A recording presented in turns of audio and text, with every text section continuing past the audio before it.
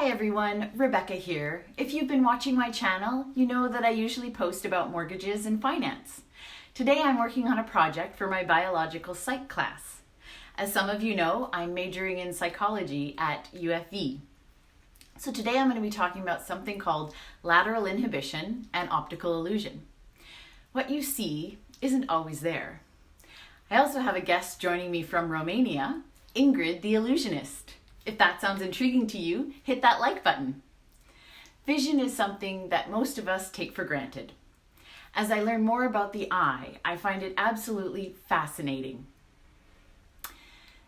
I was reading somewhere that we have built human-like robots, but we haven't been able to build a robot eye because the inner workings of the eye are so complex and there are still processes that we don't fully understand and can't replicate.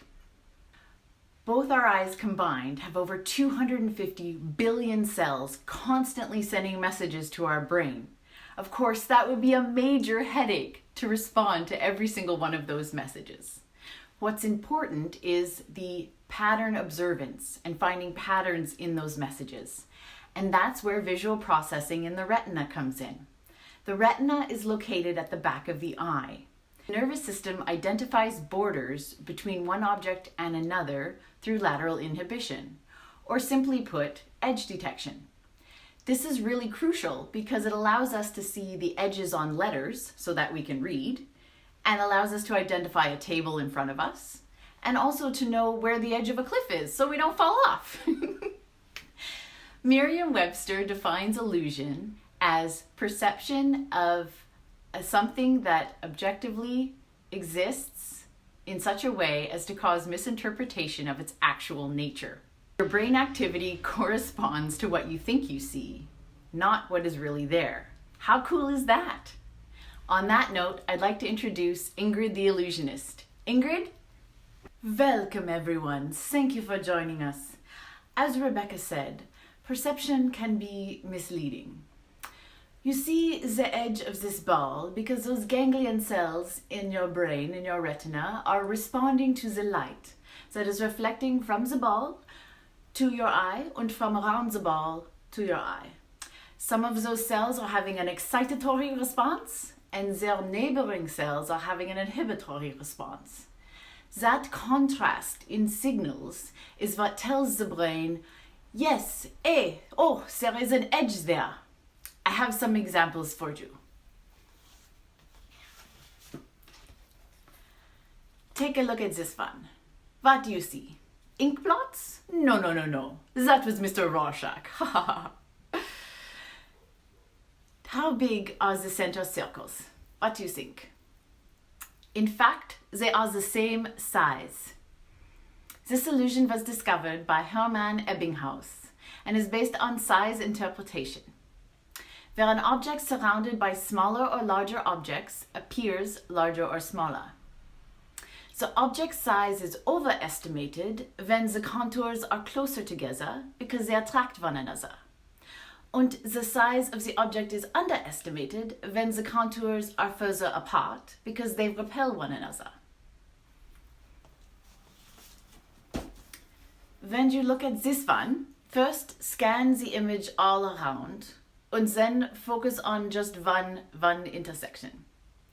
What do you notice? While scanning, you should see gray-black ghosts at each of the intersections. The ghosts are not actually there. We are scientists, not Ghostbusters. When you focus on just one, that one looks white and the rest look gray-black.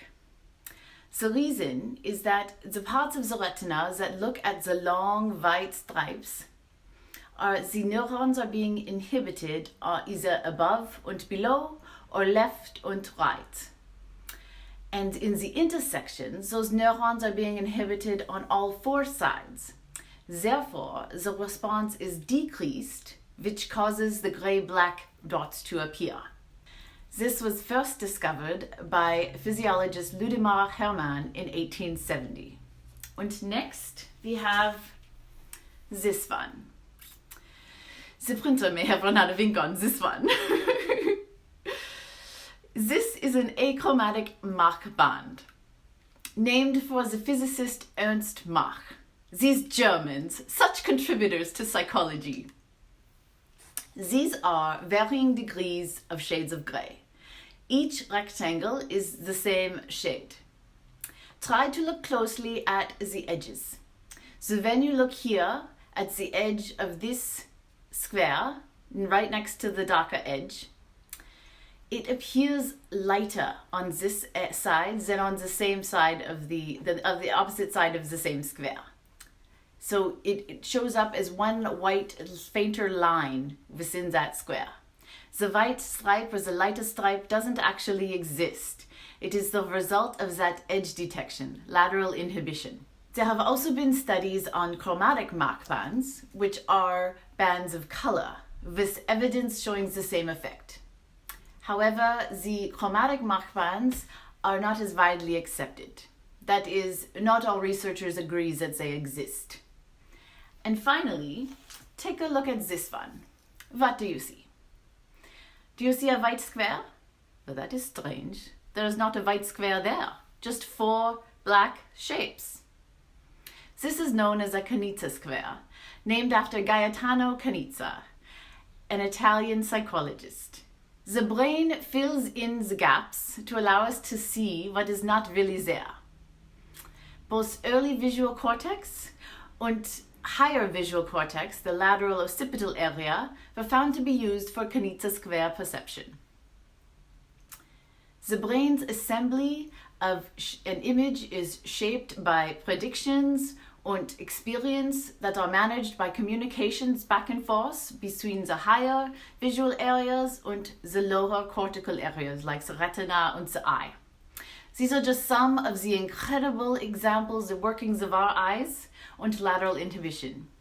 Thank you to Rebecca for having me today, and remember, watch out for those ghosts and those cliffs. Thank you for joining us, Ingrid. I'd like to leave you with a few words from Thoreau. The question is not what you look at, but what you see. I hope you found that educational and entertaining. Please hit the like button and leave a comment down below. Thank you for your time and attention.